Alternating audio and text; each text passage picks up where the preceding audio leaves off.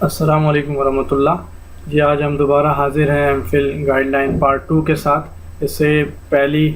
Presentation میں ہم یہ ڈسکس کر چکے ہیں کہ ایم فل کیا ہے اور کیوں کیا جانا چاہیے، اور پھر اس کا پروسیجر، انٹری ٹیسٹ کے حوالے سے جو admission on line form fill کیا جاتا ہے اس کا طریقہ ہم نے پریزنٹیشن نمبر 1 میں دیکھا۔ اب ہم پارٹ 2 میں موجود ہیں، اور یہاں اب ہم یہ جاننے کی کوشش کریں گے جو انٹری ٹیسٹ ہے تو اس کے حوالے سے کیسے تیاری کی جائے اور کن چیزوں کا خیال رکھا جائے تاکہ انٹری ٹیسٹ کے اندر کامیابی کو زیادہ سے زیادہ ممکن بنانے کی کوشش کی جا سکے۔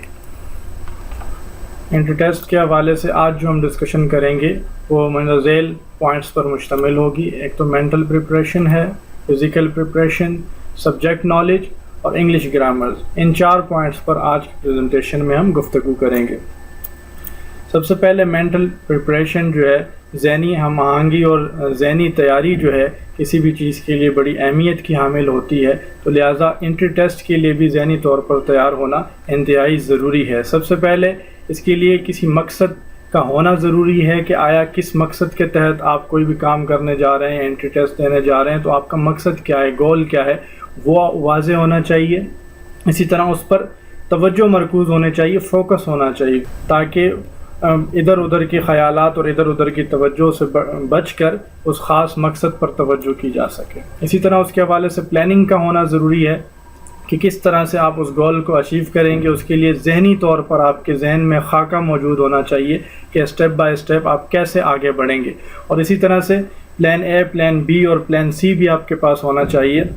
بالفرض اگر انٹری ٹیسٹ میں آپ کامیاب نہ ہوئے تو آپ کیا کریں گے، تو پلان بی کے حوالے سے کچھ اور ٹیسٹ ایسے ہیں کہ جو آپ دے کر بھی انٹری ٹیسٹ میں کامیاب ہو سکتے ہیں، ان کے حوالے سے ہم آخر میں بات کریں گے۔ تو لیکن پلان یہ سارے ذہن میں ہونے چاہیے۔ اسی طرح سے چوتھی اور اہم چیز جو ہے وہ کانفیڈنس ہے۔ ان تمام امور کو سر انجام دینے کا حوصلہ اور ہمت بھی آپ کے اندر ہونی چاہیے۔ اگر آپ ٹیسٹ دینا چاہتے ہیں تو آپ کو خود پر یقین ہونا چاہیے کہ آپ انشاءاللہ اس کے لیے تیاری کر لیں گے اور آپ اس میں یقیناً کامیاب بھی ہوں گے۔ دوسری اور اہم چیز فزیکل پریپریشن ہے، یعنی جو بھی مادی اسباب و وسائل ہیں ان کو کس طرح سے بروئے کار لاتے ہوئے تیاری کی جا سکتی ہے۔ تو سب سے پہلے ٹائم مینجمنٹ کو اپنی درست کر لیا جائے، اس حوالے سے کہ پورے دن میں کیونکہ ہر کسی نے بہت سارے کام سر انجام دینے ہوتے ہیں، تو ایک مخصوص وقت جو ہے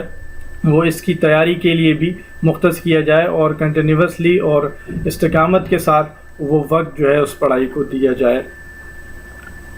اسی طرح سے اہم چیز جو فزیکل پریپریشن کے لیے سب سے اہم ہے وہ بکس ہیں، بالخصوص وہ بکس جو آپ نے لاسٹ ڈگری میں پڑھی ہیں، یعنی جس ڈگری کے بنیاد پر آپ ایم فل کرنے جا رہے ہیں، وہ ایم اے کی ڈگری بھی ہو سکتی ہے،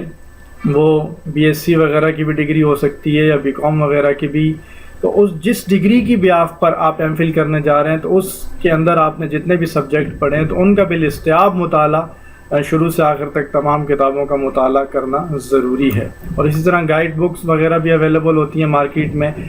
کسی بھی سبجیکٹ سے متعلق، بالخصوص جو لیکچرشپ کے حوالے سے گائیڈ بکس ہوتی ہیں کسی بھی سبجیکٹ کے لیکچرشپ کے لیے، اس کے اندر جو ایم سی کیوز وغیرہ جو بتائے گئے ہیں ان سے بھی فائدہ حاصل کیا جا سکتا ہے۔ اسی طرح سے وہ لوگ کہ جو ایم فل کر رہے ہیں یا کر چکے ہیں یا وہ اس تجربے سے گزرے ہیں، تو ان سے بھی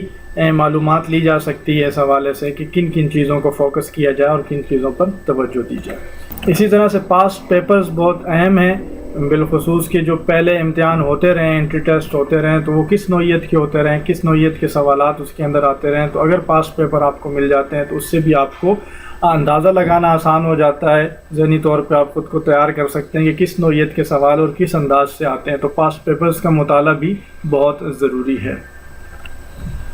اب آ جائیں سبجیکٹ نالج کے اعتبار سے، اس سے مراد جس سبجیکٹ کے اندر آپ ایم فل کرنے جا رہے ہیں اس سبجیکٹ کے حوالے سے معلومات آپ کے پاس ہونی چاہیے، وہ چاہے اسلامک اسٹڈیز ہے، چاہے ایجوکیشن ہے، چاہے پاکستانی اسٹڈیز ہے، چاہے اردو ہے، چاہے سائنس سے ریلیٹڈ ہے، یا چاہے اکاؤنٹ سے ریلیٹڈ کوئی بھی سبجیکٹ ہے جس میں آپ ایم فل کرنے جا رہے ہیں۔ تو اس کے حوالے سے سب سے پہلے تو بیسک ٹو ایڈوانس جو اس کی نالج ہے تو وہ بھی آپ کے پاس ہونی چاہیے، تاکہ شروع سے آخر تک کی تمام چیزیں آپ کی نظر سے ایک دفعہ گزری ہوئی ضرور ہوں، تاکہ جب وہ ایم سی کیوز کی صورت میں آپ کے سامنے آئیں تو آپ کو ان کا جواب دینے میں مشکل پیش نہ آئے۔ اسی طرح سے ہر سبجیکٹ کی برانچز ہوتی ہیں، کو سبجیکٹس ہوتے ہیں، ذیلی اس کی شاخیں ہوتی ہیں، ان تمام کا مطالعہ بھی ضروری ہے۔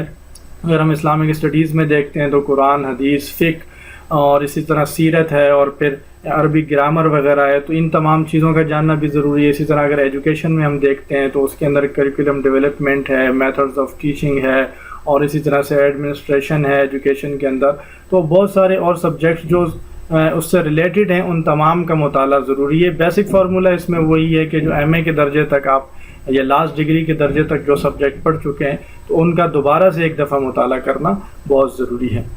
اسی طرح سے جنرل نالج بیس بھی آپ کو اپنے سبجیکٹ کے حوالے سے نالج ہونی چاہیے۔ کچھ ایسے سوالات جو ڈیجٹ بیس ہوتے ہیں، جو کوانٹٹی بیس ہوتے ہیں، جس کے اندر کوئی تعداد بتائی گئی ہوتی ہے یا کوئی سن بتایا گیا ہوتا ہے کسی کی پیدائش کا، کسی کی وفات کا، جو سبجیکٹ کے اندر کوئی اہم شخصیات ہوتی ہیں ان کے حوالے سے، تو اس کے حوالے سے بھی معلومات کا ہونا ضروری ہے، تاکہ ایم سی کیوز کے اندر اسی طرح کے سوالات، مشکل سوالات آتے ہیں کہ آپ کو جواب دینا اس میں مشکل معلوم ہو رہا ہوتا ہے کہ اس میں آخر کون سا سال درست ہے یا کون سا ڈیجٹ درست ہے۔ تو اگر اس کی نالج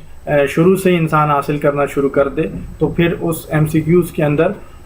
مشکل نہیں ہوتی جواب دینے میں۔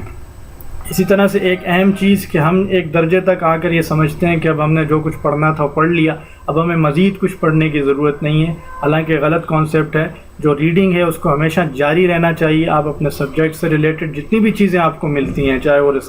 رسالے مل جائیں، اخبارات مل جائیں، آرٹیکلز مل جائیں، یا کوئی بھی معلوماتی چیز آپ کو ملتی ہے، تو آپ اس کو ایسے ہی جانے نہ دیں، بلکہ اس کا مطالعہ کریں اور اس مطالعے کی عادت کو ڈیولپ کرتے رہیں، کیونکہ ہر روز کچھ نہ کچھ نیا سیکھنا ہر انسان کے لیے ضروری ہے۔ اور بعض اوقات ہم کوئی ایک معمولی سی چیز ہماری نظر سے گزرتی ہے اور ہمیں وہ پتہ نہیں ہوتا کہ وہ کسی مشکل وقت میں وہ چیز ہمارے کام آ سکتی ہے۔ تو ایم سی کیوز میں بھی اس طرح کی چیزیں بعض اوقات پوچھی جاتی ہیں کہ جو معلوماتی بنیاد پر ہوتی ہیں، تو ہو سکتا ہے وہ ہمارے مطالعے سے گزری ہوئی ہوں، تو ہم ان کا صحیح جواب دے سکیں گے۔ اور اگر مطالعے کی عادت نہیں ہوگی تو بہت ساری چیزیں ہماری نالج میں نہیں آ سکیں گی، تو لہٰذا مطالعے کی عادت کو ڈیولپ کرنا بھی اسٹوڈنٹس کے لیے بہت ضروری ہے۔ اسی طرح سے انگلش گرامر کے بہت سارے احباب جو ہے وہ اپنے سبجیکٹ میں تو پاس ہو جاتے ہیں، لیکن کیونکہ ایک پورشن جو ہے ایم فل کے انٹری ٹیسٹ کا انگلش گرامر پر مشتمل ہوتا ہے تو اس میں وہ رہ جاتے ہیں، تو اس کے لیے بنیادی طور پر سب سے اہم چیز جو ہے نا انسین پیسیج ہے۔ انسین پیسیجز سے مراد وہ ایسے پیراگراف ہیں کہ جو کسی بھی انگلش کی کتاب سے لیے جاتے ہیں، جو کسی بھی سبجیکٹ کے حوالے سے ہوتی ہے، اس میں چند بنیادی معلومات دی گئی ہوتی ہے، تو اسی پیراگراف کو سامنے رکھتے ہوئے اسی میں سے سوالات بنائے جاتے ہیں، اور اس کے جوابات کو آپ نے اس پیراگراف میں تلاش کرنا ہوتا ہے، اور پھر نیچے جو صحیح آپشن ہوتے ہیں ان کو آپ نے سلیکٹ کرنا ہوتا ہے۔ تو اس کے لیے بھی پریکٹس بہت اہم ہے کہ بہت سارے انسین پیسیجز کو آپ دیکھ کر ان کے جوابات کو تلاش کرنے کی پریکٹس کریں، تاکہ جب پیپر میں انسین کوئی پیسیج آئے تو آپ کو جواب دینے میں پریشانی نہ ہو۔ اسی طرح اس میں انگریزی کے مختلف ورڈ یوز ہوتے ہیں، ان کے آپ نے مترادف دینے ہوتے ہیں، تو وہ بھی ضروری ہے کہ آپ کے مطالعے میں رہیں اس طرح کی چیزیں۔ الفاظ معنی کے طور پر انگلش ڈکشنری بھی اس کے لیے آپ یوز کر سکتے ہیں۔ تو پیسیجز انتہائی اہم ہے۔ تقریباً آدھا حصہ جو انگلش کے پورشن کا آدھا حصہ ہوتا ہے وہ تقریباً انسین پیسیجز سے ریلیٹڈ ہوتا ہے۔ اسی طرح پھر پارٹس آف اسپیچ ہیں کہ جو گرامر کے حوالے سے ایک چیز ہے، ان میں بھی بالخصوص جو آرٹیکل اور پریپوزیشنز جو ہیں یہ زیادہ اہم ہیں، کیونکہ یہ بعض اوقات کنفیوزنگ ہوتی ہیں۔ آپ کو اندازہ کرنا ہوتا ہے کہ این کہاں لگے گا، آ کہاں لگے گا اور دا کہاں لگے گا، اور اسی طرح پریپوزیشنز کیا لگیں گی، تو اس کے لیے بھی مکمل ان کا مطالعہ اور اس کی پریکٹس بہت ضروری ہے۔ اور اسی طرح ٹینسز میں سے بھی بعض چیزیں پوچھی جا سکتی ہیں، اور گرامر کی دیگر بنیادی چیزیں پوچھی جا سکتی ہیں،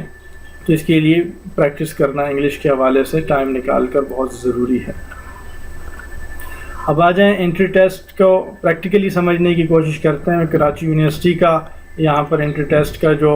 حوالے سے جو بیسک فارمولہ انہوں نے دیا ہے وہ آپ کے سامنے ہے۔ اس میں سب سے پہلے دیکھیں سبجیکٹ نالج کے حوالے سے 80% جو مارک ہیں، 80 ایم سی کیوز جو ہیں وہ سبجیکٹ نالج پر ہوں گے، اور 20 ایم سی کیوز جو ہیں 20% جو ہے وہ انگلش کے حوالے سے ہوں گے، اور یہ دونوں الگ الگ پیپر ہوں گے، الگ الگ ٹائم میں لیے جائیں گے۔ بیچ میں آدھے گھنٹے کا 1 گھنٹے کا وقفہ دیا جاتا ہے دونوں پیپرز کے، تو اس کے بعد انگلش کا پیپر لیا جاتا ہے۔ لیکن سب سے اہم چیز جو یہاں پر اسٹوڈنٹ جو سمجھ نہیں پاتے، جس کی وجہ سے وہ اکثر رہ جاتے ہیں اپنے پیپر میں، اس کی وجہ یہ کہ دونوں پیپرز میں الگ الگ 50% مارکس لینا ضروری ہیں۔ مطلب اگر یہاں 80 ہیں تو 40 کم سے کم، اور یہاں 20 ہیں تو کم سے کم 10 نمبر لینا ان دونوں میں الگ الگ ضروری ہے۔ اگر ایک میں زیادہ بھی لے لیے اور دوسرے میں 50% نہ لے سکے تو بھی انٹری ٹیسٹ میں کوالیفائی کرنا ممکن نہیں ہوگا. تو یہ انتہائی اہم چیز ہے کہ جو اسٹوڈنٹس اس چیز کا خیال نہیں کر پاتے اور وہ کہتے ہیں ہم نے تو صحیح جوابات دیے تھے لیکن پھر بھی ہم پاس نہیں ہو سکے. اس کی وجہ یہ ہوتی ہے کہ وہ ایک طرف تو صحیح جوابات وہ دے رہے ہوتے ہیں لیکن دوسری طرف وہ تیاری نہ ہونے کی وجہ سے وہ پیپر میں فیل ہو جاتے ہیں. اگر ایک پیپر میں بھی کوئی فیل ہو گیا دونوں میں سے تو اس کا دونوں میں فیل تصور کیا جائے گا اس کو. اب یہاں پر ایک انتہائی اہم چیز آپ کے لیے بالخصوص ان اسٹوڈنٹس کے لیے جو کافی عرصے سے انٹری ٹیسٹ میں پاس نہیں ہو پا رہے یا جو آگے ابھی فیوچر میں جو انٹری ٹیسٹ دیں گے ان کے لیے ایک انتہائی اہم چیز یہاں پر آپشنل کے طور پر موجود ہے کہ GRE اور GAT اور NTS کے جو ٹیسٹ ہوتے ہیں. تو اگر کوئی اسٹوڈنٹ انٹری ٹیسٹ سے پہلے یہ ٹیسٹ دے دیتا ہے تو پھر انٹری ٹیسٹ میں بھی وہ اپیئر ہو اور بالفرض انٹری ٹیسٹ میں وہ رہ بھی جاتا ہے تو ان ٹیسٹ کی بنیاد پر اس کو جو ہے انٹری ٹیسٹ میں پاس تصور کیا جا سکتا ہے. اب اس کے اندر ایک ٹیسٹ GRE ہے یہ 5 سال کے لیے ویلڈ ہوتا ہے اور اسی طرح سے NTS اور GAT جو ہیں یہ 2 سال کے لیے ویلڈ ہوتے ہیں. اس کے اندر بعض میں 50% نمبر GRE میں جو ہے 50% نمبر لینا ضروری ہے اور اسی طرح سے NTS اور GAT میں 70% نمبر لینا ضروری ہے. تو لہٰذا انٹری ٹیسٹ دینے سے پہلے اگر آپ یہ ٹیسٹ دے دیتے ہیں اور اس میں کامیاب ہو جاتے ہیں تو پھر انٹری ٹیسٹ میں اگر آپ کامیاب بالفرض نہ بھی ہو سکے تو بھی اس ٹیسٹ کی بنیاد پر آپ کو کم سے کم انٹری ٹیسٹ کے لیول پر آپ کو پاس تصور کیا جائے گا اور انٹرویو کے لیے آپ کو کوالیفائی قرار دیا جائے گا. لیکن انتہائی اہم چیز یہاں پر کہ اس ٹیسٹ میں پاس ہونا اس چیز کی دلیل نہیں ہے کہ آپ کو جو ہے نا 100% داخلہ مل جائے گا کیونکہ اس کے بعد انٹرویو ہے. انٹرویو کے اندر بہت ساری چیزیں چیک کی جاتی ہیں دیکھی جاتی ہیں اور بالخصوص پھر آپ کی ڈگریز ہیں جو لاسٹ ڈگری بالخصوص آپ کی ہوتی ہے اس کی پرسنٹیج بھی بہت میٹر کرتی ہے. تو لہٰذا پھر اس میں سے سلیکشن کی جاتی ہے جن کا انٹرویو میں بھی رزلٹ اچھا ہو اور پھر جن کی پرسنٹیج ان کی لاسٹ ڈگری کی بھی اچھی ہو تو جو ٹاپ آف دا لائن جو اسٹوڈنٹ ہوتے ہیں کیپیسٹی کے اعتبار سے تو ان کو سلیکٹ کر لیا جاتا ہے باقیوں کو ریجیکٹ کر دیا جاتا ہے. تو یہ کچھ بنیادی معلومات تھیں انٹری ٹیسٹ کے حوالے سے. امید ہے یہ چیزیں آپ کے سمجھ میں آ گئی ہوں گی اور ان چیزوں کو سامنے رکھتے ہوئے اگر آپ اپنے انٹری ٹیسٹ کی تیاری کریں گے اور کچھ مخصوص ٹائم اور یکسوئی کے ساتھ آپ فوکس اسٹڈی کے طور پر آپ اس کو لیں گے تو یقیناً آپ اپنے اس انٹری ٹیسٹ میں کامیاب ہو جائیں گے. لہٰذا آج کی پریزنٹیشن میں ہم نے انٹری ٹیسٹ کے حوالے سے بنیادی اور اہم چیزوں کے حوالے سے بات کی ہے اس کی تیاری کے حوالے سے اور اب انشاءاللہ اگلی ویڈیو میں ہم انٹرویو کے حوالے سے بات کریں گے اور اس سے متعلقہ کچھ دیگر چیزیں ہیں ایم فل کے حوالے سے ان پر بات کریں گے. تب تک کے لیے اللہ حافظ.